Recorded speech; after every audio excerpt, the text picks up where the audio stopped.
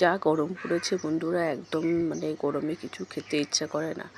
মনে হয় যে শুধু জল খেয়ে শুয়ে পড়ি, বিশেষ করে কোনো সময় যদি রোদের থেকে আসি সেই সময়টা। আর আমি এই ভোরবেলায় এখন 4:45 বাজে, অন্ধকার দেখতেই পাচ্ছেন, আমি লাইট জ্বালিয়ে কাজ করছি। তো দেখিয়ে দিলাম একটুখানি, সে সময় একটু পরোটা ঘুগনি এইগুলো রান্না করছি, কারণ ছেলেকে নিয়ে যাবো স্পিচ থেরাপি করাতে। তো কী খাবার নিয়ে যাব সেই জন্য মানে ভেবে পাই না যে কী করব।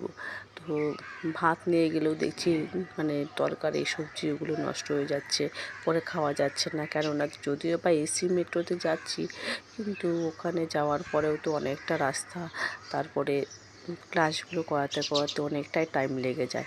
তো সেই সময়টা মানে একদমই মানে খাবার থাকছে না।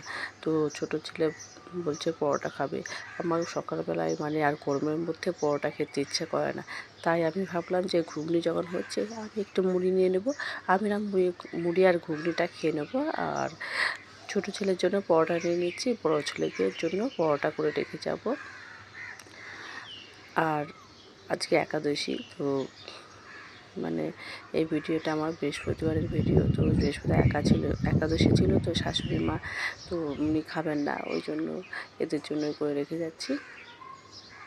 ঘুগনিটা অল্প একটুই ছিল, অল্প একটু ঘুগনি করছি, কেননা বেশি ঘুগনি করলে খাবার আবার থেকে যাবে, এতটা লাগবেও না আমাদের 3 জনের, ওই জন্য। আর একটু পেঁয়াজ কুচি নিয়েছি, এখানে একটু মুসুর ডাল বসিয়ে দিলাম, সকালবেলাটা ডাল করে রেখে যাচ্ছি। আর একটু সয়াবিনের তরকারি করব, আর ঘুগনি, ব্যাস, আর কিচ্ছু করব না। মনে হয় না যে রান্নাঘর থেকে তাড়াতাড়ি বেরোতে পারলেই বাঁচি। আর বিশেষ করে যে রোদ ওঠার আগে যদি রান্নাঘরে ঢুকে রান্নাটা করে রেখে যাওয়া যায়, তো খুব ভালো লাগে। কেননা রোদ উঠলে মাথা আর আগুনের তাপের মানে গ্যাসের তাপের গরম মনে হয়। আর তারপর সবাই যদি উঠে গিয়ে রান্নাঘরে গিয়ে একটার পর একটা মানে বক্তব্য ছাড়তে শুরু করে, তখন আরও বেশি ভালো লাগে না। তো শান্ত নিরিবিলি ঠান্ডা হাওয়ায় ভোরবেলা রান্না করতে বেশ ভালোই লাগে। তো মানে মনে হয় যে একদম নিস্তব্ধতা, মানে যেরকম একটা নিরিবিলি জায়গায় যে নিজেকে গান করছি নিজে, বা একটা সময় কাটাচ্ছি, খুব শান্ত মনে কাজটা করছি। তো সেটা তো বেলা বাড়ার সাথে সাথে হবে না, চারিদিকে কোলাহল বাড়বে, আর ঘরের মধ্যেও কোলাহল শুরু হয়ে যাবে, কারণ ছোটো ছেলে উঠে যাওয়া মানে আমার কোলাহল শুরু হয়ে যাবে। তো ঘুগনিটা হয়ে এসে একটু কষিয়ে নিচ্ছি, কষিয়ে নিয়ে জল দেবো। তারপরে আমি যে সয়াবিন রেখেছি, সেই সয়াবিনগুলো করব। পরোটাটা হয়ে গেছে, হালকা তেলে করছি পরোটা, বেশি ডিপ তেলে করব না।